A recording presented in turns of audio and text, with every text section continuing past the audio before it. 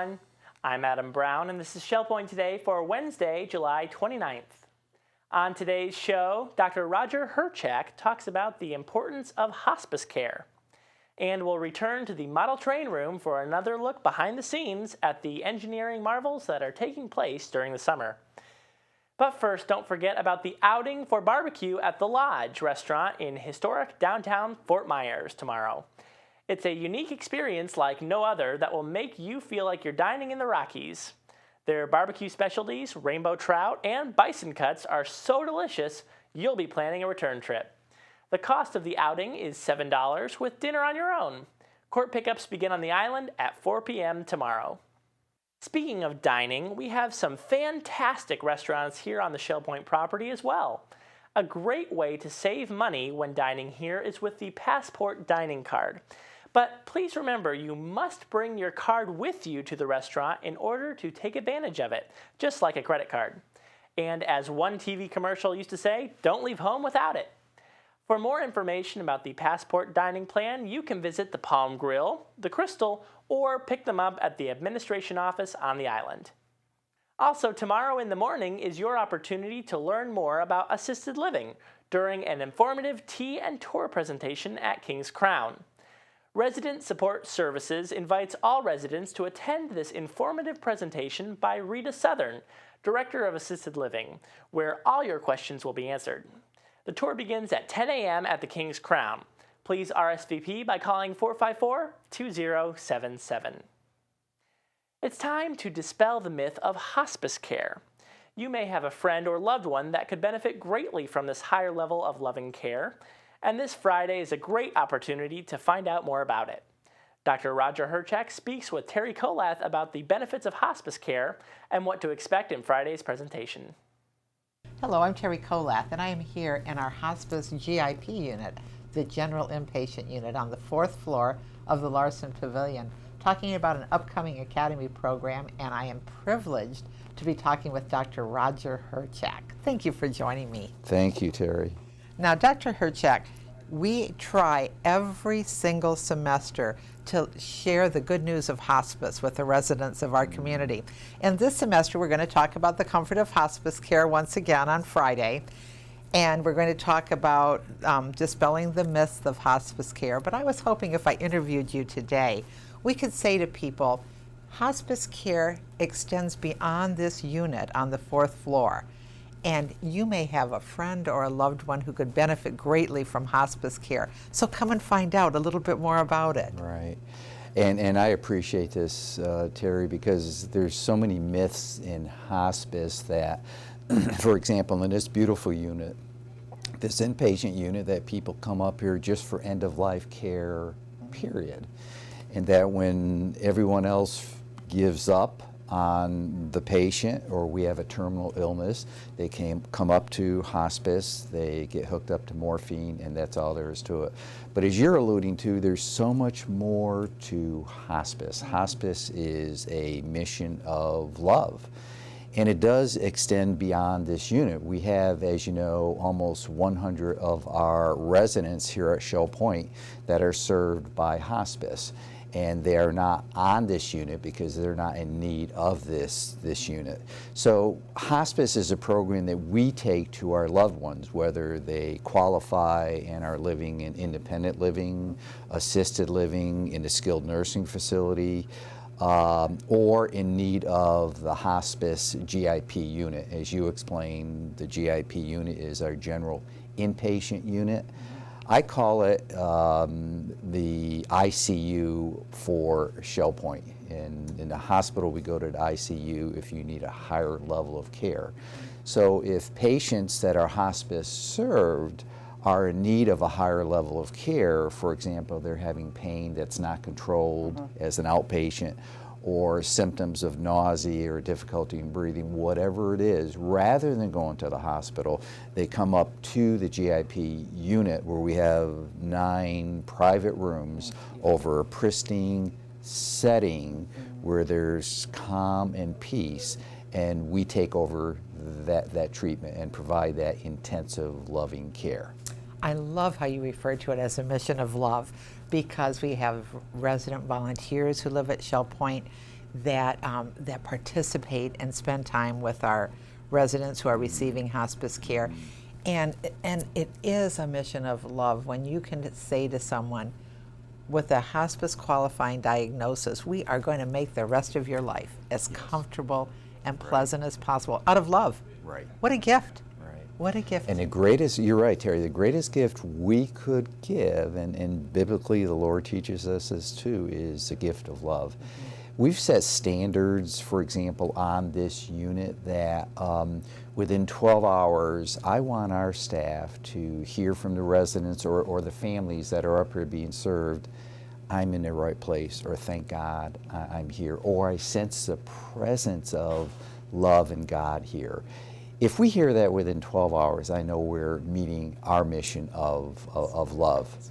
And the other thing that we like to let our residents know, because we do, as you know, not only take Shell Point residents, we take people from the outside community, and we are getting more and more popular throughout Lee County, and many people choose to come here for care.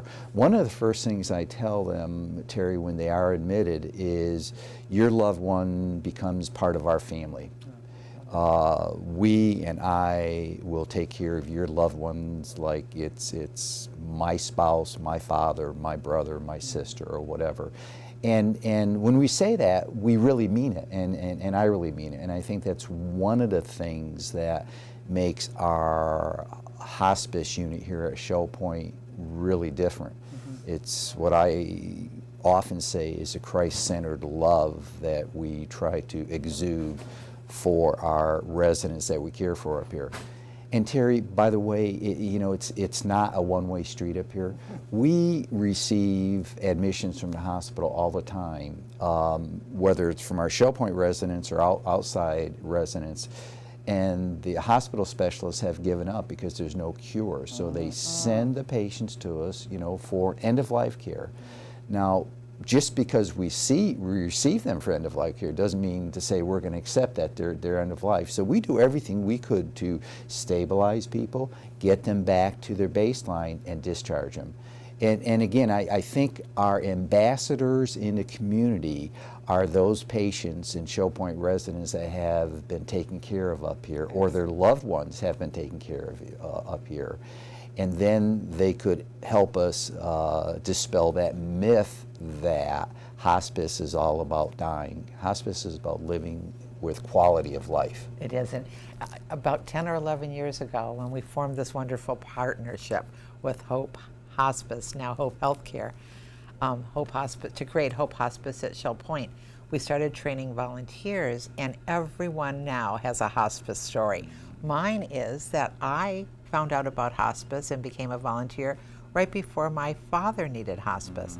And what a gift to me that I was able to know about this program, convince my parents that they should find out right away about getting some hospice care. And that's what we hope to do with these presentations in the Academy. We hope to say to people, come now and find out about hospice. So if someone you care about becomes qualified for the care, you can encourage them and help them. And I agree with that, and I appreciate that so much, Terry, because there are a lot of people that really want to sign up for hospice but don't qualify. That's right. A physician has to do a qualifying statement that someone has a disease that within 6-month period of time, most likely they will die from that disease process.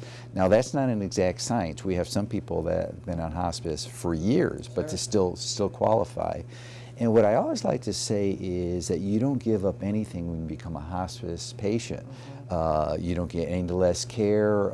Your providers in the medical center still take care of you. It's just that you get additional care. Your DME is normally taken care of if you need a hospital bed at home. Your medications that are related to your hospice diagnosis are paid for. So you give nothing up, but just receive so much more loving care. Absolutely. I am just so pleased to let everybody who's watching this interview know what goes on up here and who the people are. Dr. Roger Hirchak, come Friday. Hear everything about hospice care. Let him dispel the myths. You'll be so glad to hear more. I'm Terry Koleth. Last week, Dan Philgreen took you behind the scenes down in the model train room, where they are busy getting things ready for the new season. Repairs and enhancements galore were to be found.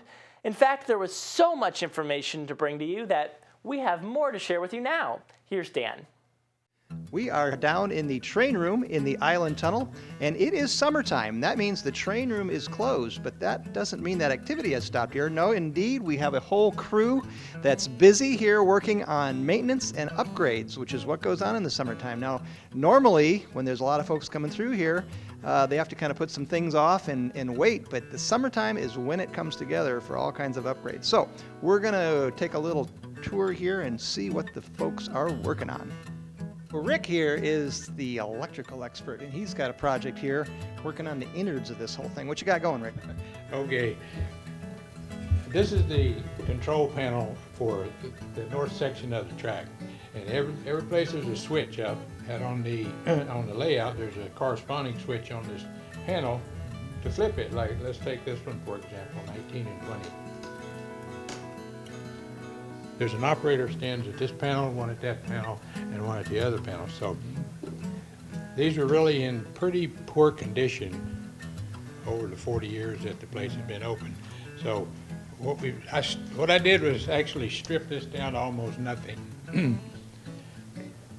All the lines coming from the switches, you can see back here, they're labeled 19, 20, 22, so on and so forth.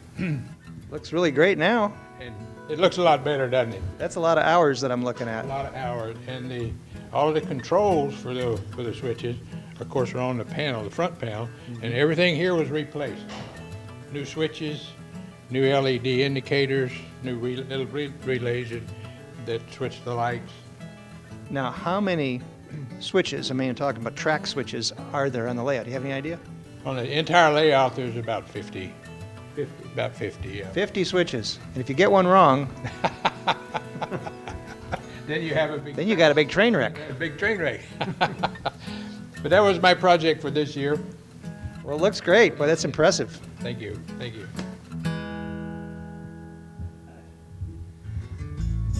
So, what we have here is a amazingly complex system of wiring that does several things. Not only does it run the trains and electrify the tracks and so forth, but there's all these lights in all of these buildings and all the little lampposts. There must be thousands of them on here. And underneath this table is all the wires for all of these lights and all the switches on the tracks. It's a tremendously complicated and involved system here. And of course, it's something that's evolved over many years. Truly incredible. You know, if you've been down here to the train room more than once, especially over a period of years, you'll know that this is in a continual, slow and steady state of evolution, and it's all kinds of little things that are constantly changing. Here's an example. Paul's been working on this whole hillside here. Tell us about how this was and what you're doing. This hillside was originally built, I found from when I took it apart back in 1972. And they built it with the technology they used to make scenery back in 72, which was with some kind of a light plaster. And it deteriorated apart, it was just about falling apart, so I decided to fix that. In the meantime, my wife suggested that I do something about this bridge right here because it was a bridge like this black one and you couldn't see down into this area. So we decided to kind of rebuild this whole area through here. So I took the old bridge out and I handmade that out of balsa wood and basswood and put it back together. The house that was here, we're in the process of redetailing that and fixing that, and now we built it into a scene. But while we were doing that, I took this old hillside that was falling apart and deteriorated and completely tore it out, and I found out that it had been built back in 1972 because the technology back then was to use newspaper in behind this to hold it up. And when I tore the deteriorated newspaper up, it was dated June 23rd, 1972. From what was called then the Fort Myers New Press, because they didn't even recognize Cape Coral at that point. So anyway, I rebuilt this, and this is made out of plaster cloth, which is the same thing the doctor uses to fix your broken wrist, for instance. And this is actually over newspaper also, but you build a form any old way you want and take a strip of this about yay long and one time through hot water and lay it over a newspaper, and it hardens up to the point I can walk up and do this to it right now. And now how did you do these rock faces here? When that dried, what I did is I take some material called sculptamold, which is really a light plaster and mix that, and I just literally put it on there with putty knives. And while it dries, I take a knife and I carve the stones any old Carve way. the stones right in there. Just slice it, and it dries like that. And I took some paint yesterday and painted it just to as a first coat to get the gray I wanted for the rock, and we'll get some other colors on there, and then we'll go ahead and decorate this and make this into grass and trees and so forth. And So some of your trees you're working on are going to end up on this slope yes, here. it will. And that rock, even this close, it's amazingly realistic. It really is. It is. It does a nice job. Discovered this many years ago when I had my layout up north. I started using this material. If you notice around the layout, this other material they used back then, that was the technology back in the 70s, which is no longer used. But so we have to evolve, and as we change things, we'll change it up to the latest technology. And everything they touch just gets looking better and more real all the time. So, there's always something new. In fact, I just, when I walked in, I saw something over here by the sailing lake that I'd never seen before. There's a little motor scooter rental place. I never saw it before. I don't know how many times I've been down here. So there's always something you see every time you come in here. One of the things we consider all the time is, every year we have about 3,500 people come through here. This train layout has kind of become a word of mouth around Fort Myers when people are down here for the season. When neighbors talk to neighbors, and neighbors have friends down, their grandchildren down, and so forth. And have you taken them out to see the train layout at Shell Point? So we continue to grow, and this is why we grew it, because we keep showing things different every year and keep upgrading it, and it pays off. And a lot of these folks come to live here. That's right. A good reason to come out to see Shell Point. So your Gulf Coast Model Railroad crew is hard at work this summer, refurbing, rehabbing, making sure every train car is going to run smoothly, dependably, so that on Monday, October 5th, it's going to be ready for you again. So make a date on your calendar, and in the fall, come on out and see the new and improved Shell Point Train Room. Now it's time to cover all of today's happenings, Academy news, menus, and Village Church connections. Welcome to the Happening segment of Shell Point TV. I'm Bev Chandley, and this is Caitlin Vanskoy, and we're going to go over the activities that are going on for you here today at Shell Point.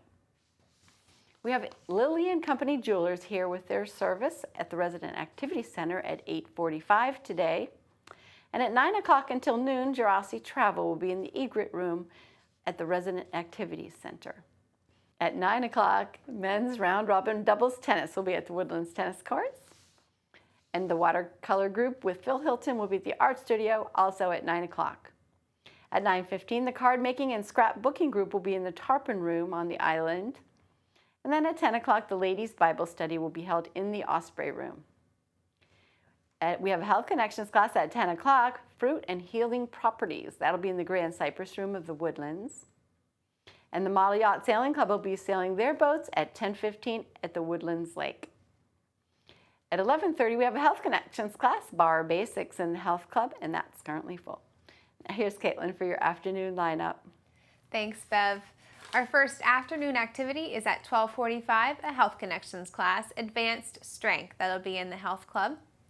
And at 1 o'clock, we have a trip leaving for an afternoon shopping at Kohl's Plaza. The pickups begin at 1 o'clock on the island, 1:10 Woodlands, and 1:20 Eagles Preserve and Estuary. You do need to sign up for that trip. At 1 o'clock, we have chess in the Library Lounge. And at 1:15, we have the Hearing Enrichment Group meeting in the conference room at the Village Church. 1:45, another Health Connections class, Balance and Mobility Training Level 1. That's down in the Health Club, and that's currently full. We have Bible study at 3 o'clock in the community room of King's Crown. And also at 3 o'clock, another Health Connections class, Pilates Stretch. That'll be in the Health Club.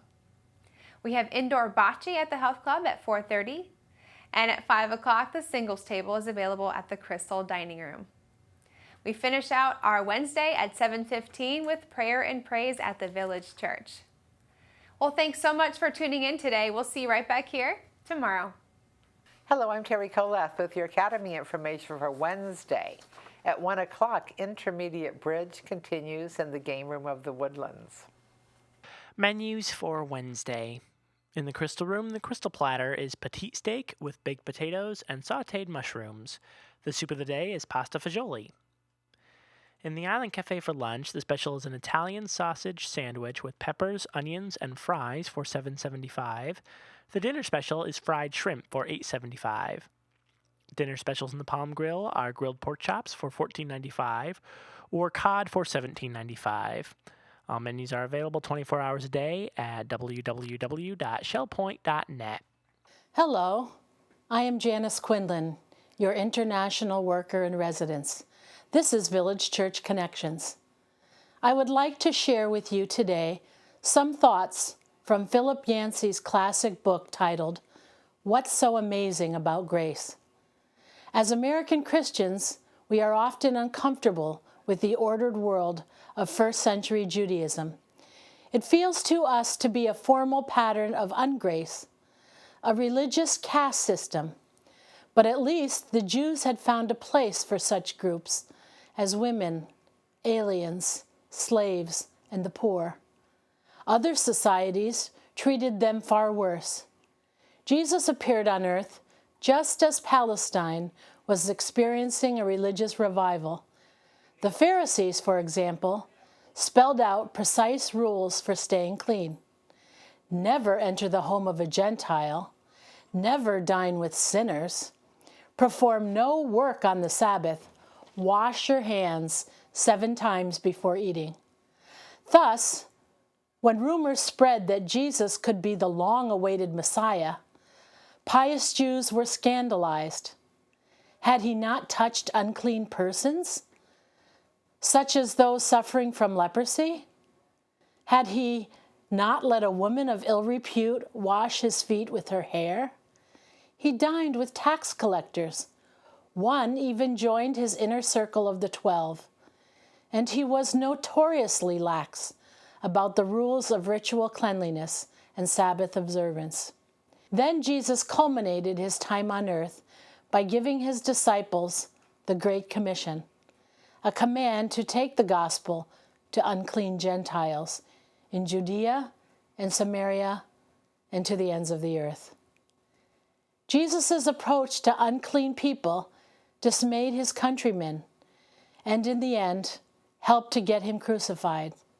In essence, Jesus canceled the cherished principle of the Old Testament, no oddballs allowed, and replaced it with a new rule of grace. We're all oddballs, but God loves us anyhow. Rung by rung, Jesus dismantled the ladder of hierarchy that had marked the approach to God. He invited defectives, sinners, aliens, and Gentiles, the unclean, to God's banquet table. Had not Isaiah prophesied of a great banquet to which all nations would be invited? Over the centuries, Isaiah's exalted vision had clouded over, so that some groups restricted the invitation list to Jews who were not physically defective. In contrast, Jesus' version of the great banquet has the host sending messengers into the streets and alleys to invite the poor, the crippled, the lame, and the blind. The Old Testament contains many indications that God planned all along to expand his family beyond the Jewish race, to encompass those from every tribe and nation. Jesus' most memorable story, the prodigal son, likewise ends with a banquet scene, featuring as its hero a good-for-nothing who has soiled the family's reputation. Jesus' point? Those judged undesirable by everyone else are infinitely desirable to God, and when one of them turns to God, a party breaks out. We're all oddballs, but God loves us anyway. In his social context as well, Jesus overturned Jewish categories of clean and unclean. In Luke 8, for example, records 3 incidents in quick succession that taken together must have confirmed the Pharisees' misgivings about Jesus. First, Jesus sails into a region populated by Gentiles, healing a naked madman and commissioning him as a missionary to his hometown. Next, we see Jesus touched by a woman with a 12-year hemorrhage, a female problem that has disqualified her from worship and no doubt caused her much shame. From there, Jesus proceeds to the home of a synagogue ruler whose daughter has just died. Already unclean from the Gentile madman and the hemorrhaging woman, Jesus enters the inner room and touches the corpse. Levitical laws guarded against contact with a sick person, a Gentile, a corpse, certain kinds of animals, or even mildew and mold would contaminate a person. Jesus reversed the process. Rather than becoming contaminated, he made the others whole. I sense in Jesus' approach a fulfillment, not an abolition, of the Old Testament laws. God had hallowed creation by separating the sacred from the profane, the clean from the unclean. Jesus did not cancel out the hallowing principle. Rather, he changed its source. Like Jesus, we can help make the unclean clean. It took the church some time to adjust to this dramatic change. Otherwise, Peter would have not needed the rooftop vision. Similarly, the church needed a supernatural prod before carrying the gospel to the Gentiles. The Holy Spirit was happy to oblige, sending Philip first to Samaria and then directing him to a desert road where he met a foreigner, a black man, and one judged unclean under Old Testament rules as a eunuch. A short time later, Philip baptized him, and he became a missionary to Africa. The Apostle Paul, initially one of the most resistant to change, a Pharisee of the Pharisees, who had daily thanked God he was not a Gentile, a slave or woman, ended up writing these revolutionary words. There is neither Jew nor Greek, slave nor free, male nor female, for you are all one in Christ Jesus.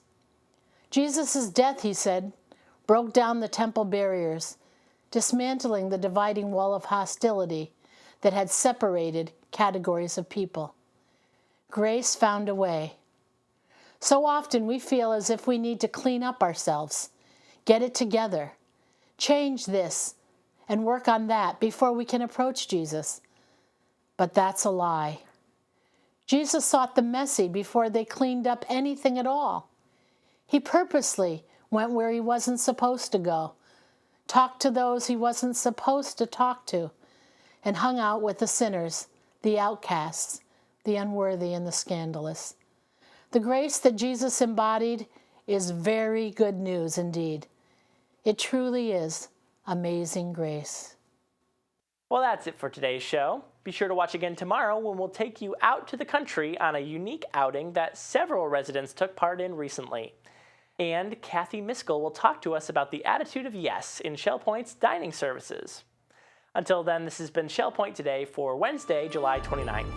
I'm Adam Brown, and from all of us here at Shell Point TV, we hope you have a wonderful rest of your day, and we'll see you again tomorrow.